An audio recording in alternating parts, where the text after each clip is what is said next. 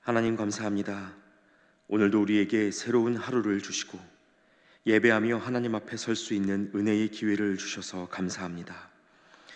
우리가 어디에서 무엇을 하든 하나님과의 이 시간이 모든 선택과 결정의 시작이 되게 하시고 우리에게 주시는 말씀을 따라 믿음의 걸음을 이어갈 수 있도록 도와주시옵소서. 너무 바빠서 기도한다는 어느 목사님의 고백처럼 우리가 이 예배의 가치를 놓치지 않고 날마다 하나님을 부르며 살아가게 하여 주시옵소서. 하나님, 오늘은 우리 교회를 위해 기도합니다. 가정과 교회는 하나님이 세워주신 공동체여서 서로 사랑하고 섬길 때에야 건강하게 세워져 가는 줄로 믿습니다. 새로운 한 해를 맞고 새로운 처소에서의 예배를 준비하는 우리 교회 성도님들 한 분 한 분 위에 하나님의 사랑을 충만하게 부어주시고 교회가 감당하는 모든 일들을 서로 사랑하는 기회로 삼을 수 있도록 지혜를 부어 주시옵소서. 또한 당회원 장로님들과 교육자들 모두가 영적으로 깨어 하나님의 길을 보게 하시고 각 재직 부서를 섬기는 부장님들, 봉사자, 교사분들이 섬김이 깊어지는 만큼 하나님의 사랑과 은혜를 더욱 깊이 경험하게 하여 주시옵소서. 특별히 목장지기로 섬기시는 분들의 마음과 그 수고를 주께서 아시오니 한 마음으로 도울 수 있는 믿음의 지체들을 풍성하게 붙여주셔서 서로를 위해 울며 기도하는 몸된 공동체가 목장 안에서부터 이루어지게 하여 주시옵소서. 무엇보다 수많은 사람들이 교회를 등지고 떠나가는 이 시대에 왜 하나님의 교회가 여전히 소망인지를 알게 하는 지체들로 우리를 세워주시고 세상적으로 내세울 만한 무언가가 있지 않아도 예수 그리스도의 십자가 복음 하나만으로 충분하고 완전한 교회로 날마다 든든히 세워지게 하여 주시옵소서. 수고하고 무거운 짐진 자들아, 다 내게로 오라. 내가 너희를 쉬게 하리라 하셨던 주님의 약속과 위로가 우리 교회를 통해 이루어지게 하여 주시옵소서. 이제 하나님, 오늘도 우리에게 주실 음성을 기대하며 여호수아의 말씀을 읽습니다. 막연하기만 했던 하나님의 약속을 실제로 이루어내는 이스라엘의 행보를 통해 오늘 우리가 어떤 꿈을 꾸며 어디로 걸어가야 하는지를 알게 하시고 영원하고 완전한 하나님의 나라로 가기까지 우리가 준비하고 붙들어야 할 믿음의 태도를 겸비하는 은혜의 예배가 되게 하여 주시옵소서. 그렇게 행하실 주님을 기대하고 의지하오며 예수님의 이름으로 기도하옵나이다. 아멘. 이제 오늘 우리에게 주시는 하나님의 말씀 함께 보겠습니다. 하나님의 말씀은 여호수아 19장 1절부터 23절까지의 말씀입니다. 여호수아 19장 1절부터 23절까지의 말씀을 봉독합니다. 둘째로 시므온 곧 시므온 자손의 지파를 위하여 그들의 가족대로 제비를 뽑았으니 그들의 기업은 유다 자손의 기업 중에서라. 그들이 받은 기업은 브엘세바 곧 세바와 몰라다와 하살 수알과 발라와 에셈과 엘돌랏과 부들과 호르마와 시글락과 벳 말가봇과 하살 수사와 벳 르바옷과 사루헨이니 13성읍이요 또 그 마을들이며 또 아인과 림몬과 에델과 아산이니 4성읍이요 또 그 마을들이며 또 네겝의 라마 곧 바알랏 브엘까지 이 성읍들을 둘러 있는 모든 마을들이니 이는 시므온 자손의 지파가 그들의 가족대로 받은 기업이라. 시므온 자손의 이 기업은 유다 자손의 기업 중에서 취하였으니 이는 유다 자손의 분깃이 자기들에게 너무 많으므로 시므온 자손이 자기의 기업을 그들의 기업 중에서 받음이었더라. 셋째로 스불론 자손을 위하여 그들의 가족대로 제비를 뽑았으니 그들의 기업의 경계는 사릿까지이며 서쪽으로 올라가서 마랄라에 이르러 답베셋을 만나 용르암 앞 시내를 만나고 사릿에서부터 동쪽으로 돌아 해 뜨는 쪽을 향하여 기슬롯 다볼의 경계에 이르고 다보라스로 나가서 야비아로 올라가고 또 거기서부터 동쪽으로 가드 헤벨을 지나 엣 가신에 이르고 네아까지 연결된 림문으로 나아가서 북쪽으로 돌아 한나돈에 이르고 입다일 골짜기에 이르러 끝이 되며 또 갓닷과 나알랄과 시므론과 이달라와 베들레헴이니 모두 12성읍과 그 마을들이라. 스불론 자손이 그들의 가족대로 받은 기업은 이 성읍들과 그 마을들이었더라. 넷째로 이사갈 곧 이사갈 자손을 위하여 그들의 가족대로 제비를 뽑았으니 그들의 지역은 이스라엘과 그술롯과 수넴과 하바라임과 시온과 아나하랏과 랍빗과 기시온과 에베스와 레멧과 엔간님과 엔하따와 벳바세스이며 그 경계는 다볼과 사하수마와 벳세메스에 이르고 그 끝은 요단이니 모두 16성읍과 그 마을들이라. 이사갈 자손 지파가 그 가족대로 받은 기업은 이 성읍들과 그 마을들이었더라. 아멘. 할렐루야. 여러분 평안히 주무셨죠? 오늘도 하나님을 기대하며 함께 예배하는 한 분 한 분을 우리 주님의 이름으로 환영하고 축복합니다. 함께 예배하는 이 시간이 저와 여러분 모두에게 하나님을 깊이 만나는 시간 되시기를 축복합니다. 여러분 혹시 보드게임 좋아하십니까? 보드게임 하면 어떤 게임이 떠오르십니까? 우리나라에서 가장 유명한 보드게임 중에 부루마블이라는 것이 있죠. 한 번쯤 해보신 분들도 계실 것 같은데요.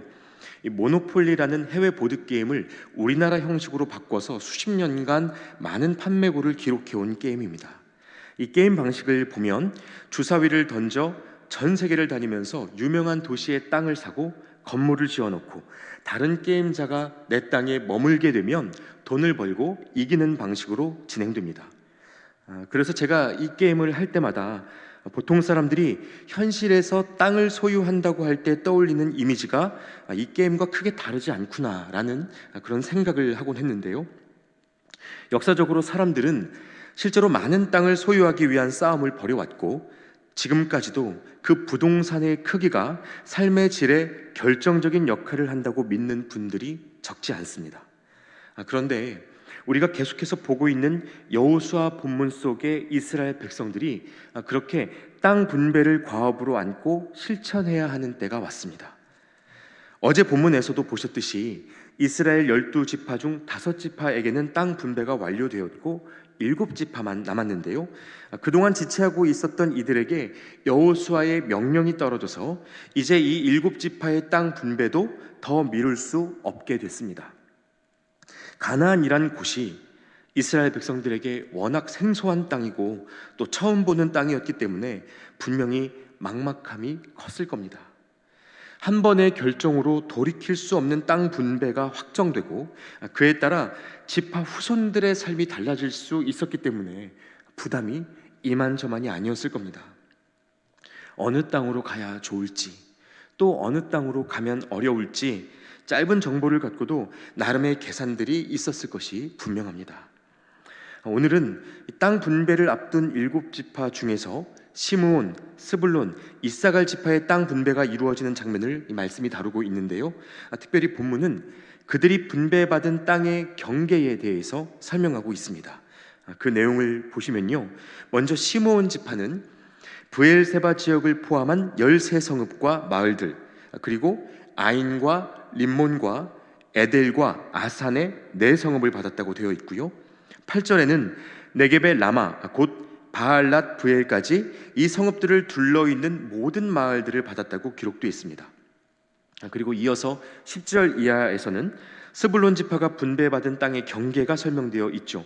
동서남북으로 경계가 되는 지역이 어딘지를 밝히면서 15절에는 스불론 지파가 분배받은 땅이 베들레헴을 포함하여 모두 12성읍이었다고 말합니다. 또 오늘 본문에서 마지막으로 땅을 분배받은 지파가 이사갈 지파인데요. 17절 이하에 보시면 이스라엘, 그술롯, 수넴, 하바라임과 시온 이런 곳들을 포함해서 모두 16성읍과 마을들을 받았다는 것을 알 수 있습니다. 복잡하시죠? 여러분 지금 이게 서울, 대전, 광주, 부산 이런 곳들이면 땅의 경계를 설명하는 이 문장들이 쉽게 이해가 되실 텐데 고대 이스라엘의 지명이 워낙 생소하다 보니 읽으시고도 쉽게 와닿지가 않으실 겁니다. 그래서 이 그림을 한번 같이 보시면 좋을 것 같은데요. 대략 시므온, 스불론, 이사갈 지파가 분배받은 땅이 어디인지 그 위치와 크기를 보실 수 있을 것 같습니다. 자, 여러분 지도를 보시면 어떤 생각이 드세요? 눈에 띄는 특징들이 있죠. 우선 여기에 12지파의 땅이 전부 보이는데요, 잘 보면 스불론과 이사갈 지파의 땅이 전체에서 가장 작은 축에 속합니다. 므낫세 지파와 납달리 지파 사이에 끼어 있습니다. 그리고 시므온 지파는 독특하게도 땅 전체가 유다 지파의 땅 안에 들어가 있습니다. 여러분, 땅 분배가 왜 이렇게 된 걸까요? 땅 분배의 기준이 무엇일까요? 계속해서 읽어오신 것처럼 이스라엘이 땅을 분배할 때 쓰는 핵심적인 방법이 하나 있는데, 오늘 본문에도 그 내용이 반복해서 등장합니다. 몇 구절을 제가 읽어드리겠습니다. 먼저 1절인데요, 둘째로 시므온 곧 시므온 자손의 지파를 위하여 그들의 가족대로 제비를 뽑았으니 라고 되어 있고요, 10절에는 셋째로 스불론 자손을 위하여 그들의 가족대로 제비를 뽑았으니, 17절에도 넷째로 이사갈 곧 이사갈 자손을 위하여 그들의 가족대로 제비를 뽑았으니 이렇게 되어 있습니다. 어떤 방법을 썼죠? 제비를 뽑았다고 합니다. 제비 뽑기가 땅 분배의 기본적인 방식이었습니다. 자, 그렇다면 시므온, 스불론, 이사갈 지파가 아까 그 지도와 같이 땅을 받게 된 것이 그냥 제비 뽑기 랜덤 배치였는가? 그렇지는 않습니다. 한 가지 기준이 더 있습니다. 민수기 26장에 이 과정이 상세하게 기록되어 있는데, 그 중에서 제가 54절과 55절을 읽어드리겠습니다. 수가 많은 자에게는 기업을 많이 줄 것이요 수가 적은 자에게는 기업을 적게 줄 것이니 그들이 계수된 수대로 각기 기업을 주되 오직 그 땅을 제비 뽑아 나누어 그들의 조상 지파의 이름을 따라 얻게 할지니라. 자, 제비 뽑기를 하는데 또 한 가지 고려해야 하는 것이 바로 각 지파의 인구였습니다. 각 지파의 인구를 수용할 수 있을 만큼의 땅을 골라두고 그 중에서 제비를 뽑는 겁니다. 그러니까 땅의 크기가 적절해야 한다는 이 현실적인 분석과 그 중에서 제비를 뽑아 하나님의 인도하심을 받아들이는 신앙적 수능이 모두 있도록 했다는 것입니다. 여러분, 우리가 하나님의 인도하심을 분별하고 길을 찾아갈 때 이 두 가지 모두를 놓치지 않는 것이 정말 중요합니다. 하나님을 제쳐두고 현실적인 계산만 따라가는 것도 문제이지만 현실을 무시한 채 따라가는 맹목적인 믿음도 조심해야 한다는 말입니다. 인구에 따라 후보가 되는 땅을 먼저 추렸던 것처럼 하나님의 일에는 상황에 따른 배려가 있어야 합니다. 말하자면 여러분, 하나님은 100명의 사람을 10평 땅에 집어넣고 내가 준 땅이니 그 안에서 그냥 견디라고 하지 않으세요. 상황이 고려되어야 하는 것이죠.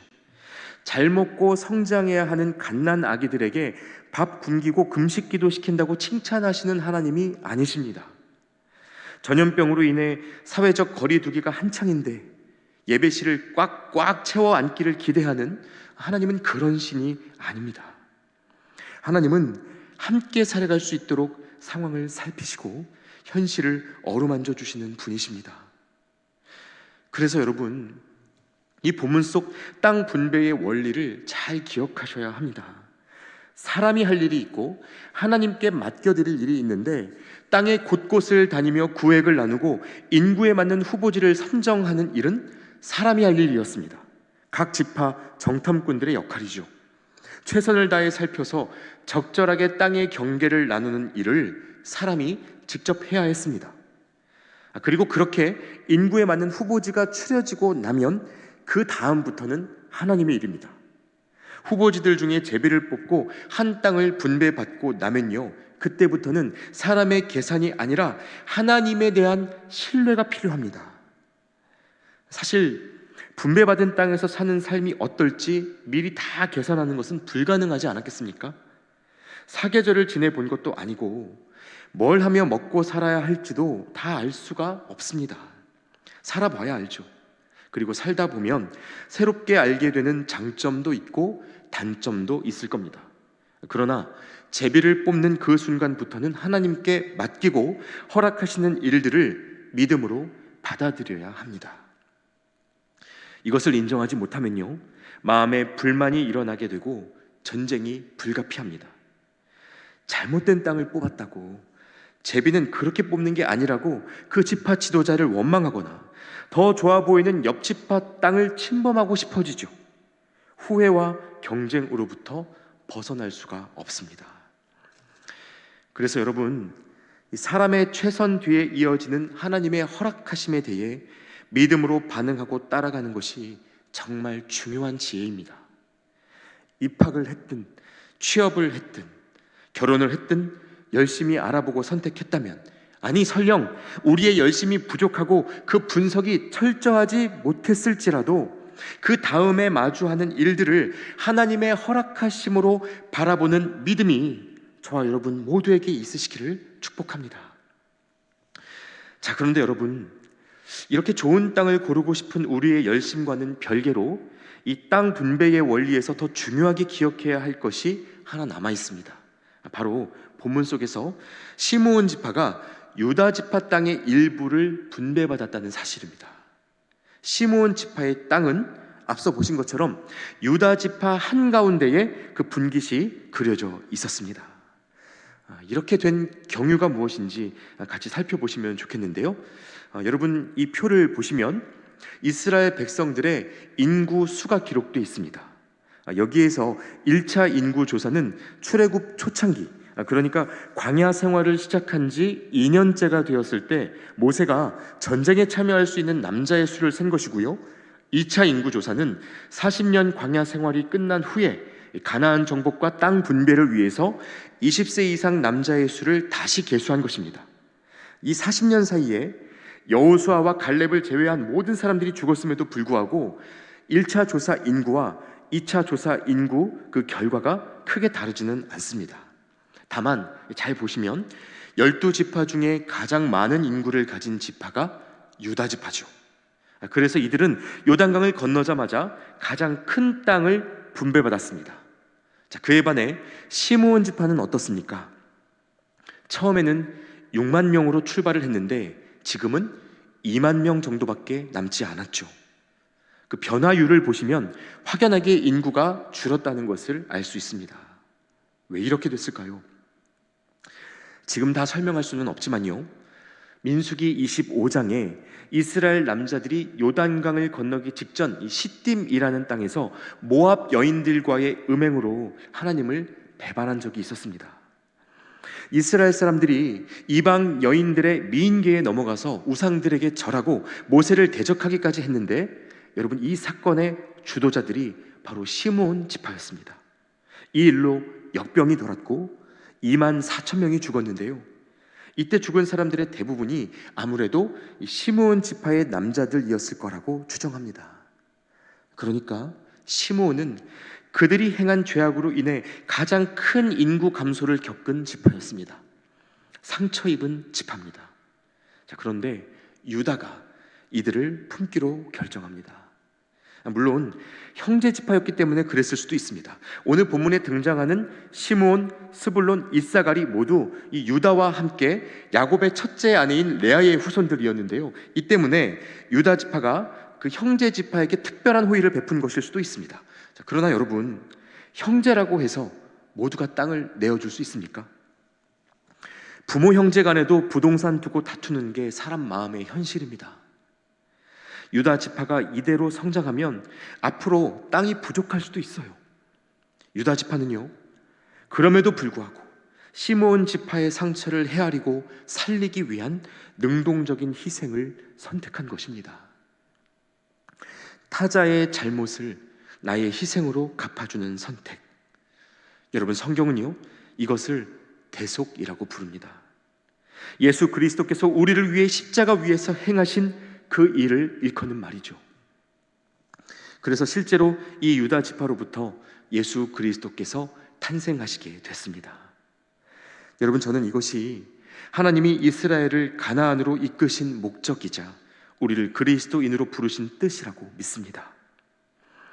보통 출애굽과 가나안 입성을 죄로부터 건져내어 새 생명으로 이끄시는 구원의 과정으로 해석을 하는데, 하나님께서 우리를 구원하시고 새 생명 주시는 이유, 저는 그것이 서로의 허물을 덮고 형제의 부족함을 채우며 서로의 울타리가 되어주기 위함이라고 믿습니다. 만일 유다 지파가 여기는 우리가 분배받은 땅이야, 누구 마음대로 시므온 지파가 들어와서 사나, 이렇게 주장했다면 시므온의 지난 죄악과 상처가 훗날 이스라엘 전체를 위협하는 올무가 되었을지도 모르는 일입니다. 여러분, 결국 오늘 말씀은 표면적으로는 땅 분배 과정을 설명하고 있지만 본질적으로는 하나님의 뜻을 따라 내리는 선택의 중요한 원리를 가르쳐 줍니다. 이것을 정리해 보자면요, 삶의 상황을 고려하라, 하나님의 허락하심을 인정하라, 서로를 살리는 희생을 준비하라 라는 것입니다. 상황과 여건을 고려하여 지혜로운 안을 만들어야 하는 단계가 있습니다. 사람이 열심히 일해야 하는 단계가 있는 것이죠. 그리고 주어진 것을 하나님의 허락하심으로 알고 믿음으로 감당할 단계가 있습니다. 그리고 무엇보다 중요한 것은 이 모든 과정이 나 자신뿐만이 아니라 서로를 살리는 희생의 과정이라는 것을 알고 준비하는 것입니다. 여러분, 그래서 저는 이 이스라엘의 땅 분배 과정을 보면서 너무나도 자연스럽게 지금 저희 교회의 상황과 하나님의 부르심에 대해 생각해 보게 됐습니다.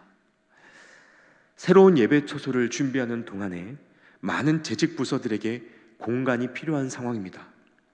특히 교회 학교는 이 부서별 예배 장소가 필요한데 청년부를 포함하면 7개의 방이 필요합니다. 그래서 7지파가 땅을 그림으로 그렸던 것처럼 저도 이 새 예배처소의 후보지들을 그림으로 그리고 인원에 따라 적합한 공간을 살피며 안을 만들어 보기도 했습니다. 아마도 조만간에 결정이 되고 교회 이전도 또 마무리가 되겠죠. 그러나 여러분, 어떻게 결정되든 간에 완벽하지는 않을 겁니다. 어떤 불편이 있을지도 아직 잘 모르겠습니다. 그런데 여러분, 그러면 그럴수록 우리가 마음의 준비를 해야 합니다. 하나님께 맡기고 제비를 뽑듯이 주어진 곳을 하나님의 부르심으로 받아들일 그 준비를 해야 합니다. 또 유다 지파가 시므온에게 그러했듯 주어진 공간을 나의 것으로만 주장하지 않고 서로를 살리기 위해 내어주고자 하는 희생을 우리가 준비해야 합니다. 저희를 포함하여 수많은 높은 뜻 교회들이 학교로 들어가고 상가나 기관으로 들어가서 더불어 걷는 교회로 살아왔던 것이 모두 이와 똑같은 과정의 연속이었습니다. 사랑하는 여러분, 이번 한 주 모든 선택의 기로에서 하나님의 뜻을 구할 때 오늘 이 말씀을 기억해 보실 수 있으면 좋겠습니다. 새로운 땅, 새로운 공간, 새로운 기회라는 이 불편한 부르심 앞에서 오늘 우리가 놓치지 말아야 할 신앙의 태도가 무엇인지 생각해 보시면 좋겠습니다. 그렇게 하나님 뜻을 따라가려고 몸부림치는 우리의 한 걸음 한 걸음을 통해 하나님은 우리를 영원하고 완전한 약속의 땅으로 신실하게 이끌어 가실 것입니다. 함께 기도하겠습니다. 하나님, 더 잘 살아가 보겠다고 좋은 땅, 많은 땅을 가져보려고 애쓰면서도 우리는 결국 하나님이 허락하시는 땅 안에서 살아갑니다. 그것이 부족할 수도 있고 넘칠 수도 있지만 하나님은 각양의 방법대로 우리에게 자족을 가르치고 계신 줄 압니다. 하나님, 이 땅에서 살아가는 삶의 목적이 땅의 소유에 있는 것이 아니라 생명 주신 하나님 앞에서 생명 나누는 법을 실천하게 하시기 위함임을 우리로 알게 하여 주시옵소서. 우리에게 능력 주시는 자 안에서 허락된 모든 상황을 감당할 수 있는 믿음의 지경이 우리에게 열리게 하여 주시옵소서. 우리의 참 기업이 되시고 분깃이 되시는 예수 그리스도의 이름으로 기도하옵나이다. 아멘. 이제 각자의 기도 제목으로 기도하시겠습니다.